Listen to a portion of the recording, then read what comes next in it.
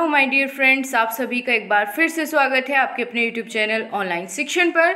इस वीडियो में हम डीएलएड फर्स्ट सेमेस्टर 2023 जो कि आज 3 जुलाई को एग्ज़ाम हुआ है, शिक्षण अधिगम के सिद्धांत आपका पेपर नंबर 2 का जो एग्ज़ाम हुआ है इसको डिस्कस करने वाले हैं। इसका पूरा सॉल्यूशन हम इस वीडियो में देखने वाले हैं। इससे पहले जो बाल विकास का पेपर आपका हो चुका है उसको मैं डिस्कस कर चुकी हूँ, तो अगर आपने वो वीडियो नहीं देखी है आप जा करके देख सकते हैं। कमेंट बॉक्स में उसका लिंक पिन कर दिया गया है। तो चलिए दोस्तों बढ़ते हैं आज के पेपर की तरफ, देखते हैं क्या क्या आपसे पूछा गया है। तो चलिए दोस्तों, यहाँ पर आपके सामने क्वेश्चन है। सबसे पहले हम वस्तुनिष्ठ प्रश्नों को हल कर लेते हैं। पहला क्वेश्चन आपको दिया गया है। देखो पेपर का लेवल यहाँ पर आज मॉडरेट ही रहा है, ना तो ज़्यादा इजी था इस वाले पेपर का। पहले वाले के तो सारे के सारे ही रिपीट हुए थे प्रीवियस पेपर से। पहला क्वेश्चन देखिए, पूछा गया है शिक्षण एक त्रिध्रुवीय प्रक्रिया है।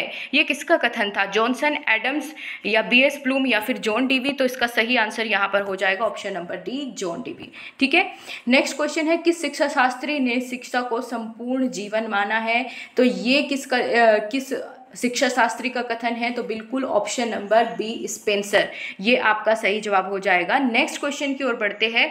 संप्रेषण शब्द का लैटिन वर्ड कम्युनिस का आशय क्या होगा? कम्युनिस जो कि कम्युनिस्ट शब्द से बना है, उसका क्या अर्थ होता है? तो उसका अर्थ क्या होगा? सामान्य, असामान्य, उपयोगी या आदान प्रदान। तो बिल्कुल कम्युनिकेशन का मतलब या कम्युनिस्ट का मतलब क्या होता है? आदान प्रदान। तो बिल्कुल सही किया इस बच्चे ने, ऑप्शन नंबर डी सही जवाब है। अगला है संप्रेषण के तत्व कौन कौन से हैं? संदेश, माध्यम, स्रोत या उपयुक्त सभी? तो बिल्कुल सही है ये। ऐसा मैंने आपको मैराथन में भी पढ़ा चुकी हूँ मैं आपको कि सेंडर, रिसीवर और एक मीडियम होता है ना, वही चीज़ यहाँ पर हिंदी में दी गई है, संदेश, माध्यम, स्रोत। तो ये सारे के सारे ही संप्रेषण के क्या होते हैं? तत्व होते हैं। तो ऑप्शन नंबर डी बिल्कुल सही है। इतना तो आप इजिली अटेम्प्ट कर पाए होंगे। आगे देखते हैं, पूर्ण से अंश की ओर शिक्षण सूत्र किस सिद्धांत पर आधारित है? किसके सिद्धांत पर आधारित है? तो ऑप्शन नंबर ए, पुनर्बलन सिद्धांत पर, या क्रिया प्रसूत सिद्धांत पर, या गेस्टाल्ट सिद्धांत पर, या उद्दीपन अनुक्रिया सिद्धांत पर आधारित है। तो बिल्कुल दोस्तों आपने एकदम सही यहाँ पर आंसर टिक किया है। पूर्ण से अंश की ओर शिक्षण सूत्र का सिद्धांत जो है ये गेस्टाल्ट सिद्धांत पर आधारित है। ऑप्शन नंबर सी एकदम सही है। अगला क्वेश्चन पूछा गया है, प्रश्नोत्तर परिविधि के जनक कौन है? सुकरात, अरस्तु, प्लेटो या फिर जॉन डीवी? तो सही जवाब हो जाएगा ऑप्शन नंबर ए, सुकरात महोदय। नेक्स्ट क्वेश्चन की ओर बढ़ते हैं। निदान की प्रक्रिया से संपादित होता है क्या?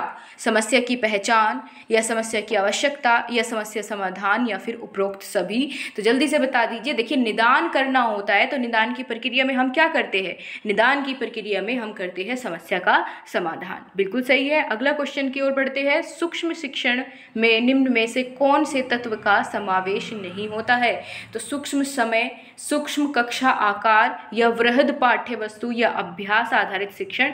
तो जल्दी से बता दीजिए माइक्रो टीचिंग में कौन सा तत्व शामिल नहीं होता है? कौन बताएगा? तो बिल्कुल दोस्तों यहाँ पर अगर हम बात करते हैं सूक्ष्म शिक्षण की, तो अभ्यास आधारित शिक्षण ये तत्व इसमें समावेशित नहीं है, इसमें शामिल नहीं है। अगले क्वेश्चन की ओर बढ़ जाते हैं। पाठशाला या विद्यालय को उद्यान की संज्ञा निम्नलिखित में से किसने दी थी? हर्बर्ट ने, मॉन्टेसरी ने, फ्रोबेल ने, या फ्रैंकलिन ने? तो इसका सही जवाब हो जाएगा, देखो फ्रोबेल ने कहा था पाठशाला या विद्यालय को उद्यान, है ठीक है, किंडरगार्टन जिसको हम कहते हैं।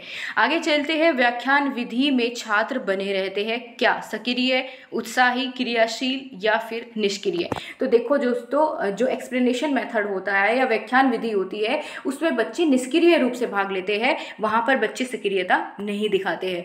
अगला क्वेश्चन यहाँ पर देख पाएंगे आप, थोड़ा यहाँ पर ब्लर होगा लेकिन मैं आपको अच्छे से क्लियर करूंगी कि क्वेश्चन में पूछा क्या गया है। 11वां क्वेश्चन है, प्राचीन कालीन शिक्षण विधियां इनमें से कौन सी है? मतलब किस तरह की थी? पाठ्यक्रम केंद्रित थी, या शिक्षक केंद्रित थी, या पाठ्य पुस्तक केंद्रित थी, या बाल केंद्रित थी? तो इजिली आपने इसका आंसर कर लिया होगा। तो बिल्कुल दोस्तों आप सभी जानते हैं कि पहले शिक्षक केंद्रित शिक्षण जो विधि थी वो प्रचलन में थी, लेकिन आज के समय में कौन सी है आप लोग कमेंट करके ज़रूर बताना। ऑप्शन नंबर बी बिल्कुल ठीक है। नेक्स्ट है, प्रस्तावना प्रश्न का संबंध किससे होता है? विषय वस्तु से, शिक्षक ज्ञान से, या पूर्व ज्ञान से, या अश्रृंखलाबद्धता से? तो यहाँ पर सही हो जाएगा, जो प्रस्तावना प्रश्न पूछा है वो बच्चे के पूर्व ज्ञान को चेक करने के लिए पूछा जाता है। तो ऑप्शन नंबर बी यहाँ पर सही होगा।